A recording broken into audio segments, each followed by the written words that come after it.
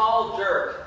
And since this is probably the first exercise I'll be teaching you in how to split jerk, we're going to go over how to even find your split position real quick. So it's pretty simple. If you were to just get in a half kneeling position, your knee would be under your hip. You want your front foot far enough in front of you so that your shin is at least vertical. This is really important. And probably maybe just a little bit slightly past that, so your shin angle is coming towards you a little bit. When you jerk with heavy weight, if your knee is going too far forward, you're going to want to dump forward a little bit. So right there, your back foot, that's where that would land. And we're going to want to be a little wider. So you don't want a narrow stance. It's good for tight roping, not very good for handling hundreds of pounds overhead. All right? So move your foot out a little bit.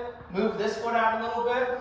Now, with your feet, they're either going to be straight forward. Some people teach turning it in slightly.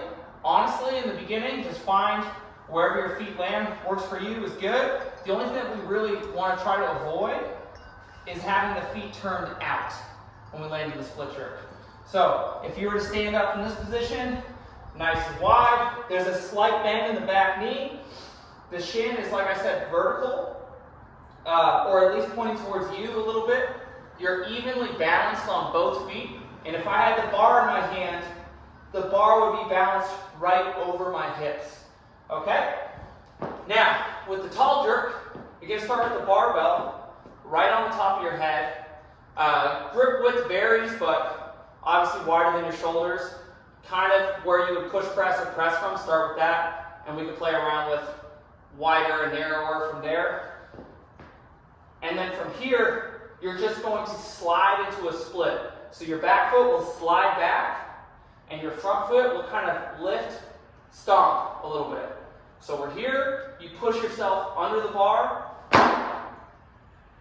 hold for 3 seconds, recover your front foot first, always it may feel awkward to you in the beginning, and then your back foot. Bring it back down to your head. Again, okay? So you'll take the bar on top of your head, and from here, you'll just push yourself under the bar, so don't push the bar too high. Imagine there's a ceiling right over your head and you don't want to hit it.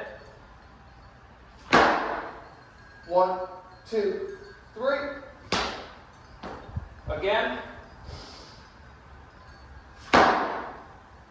1, 2, 3.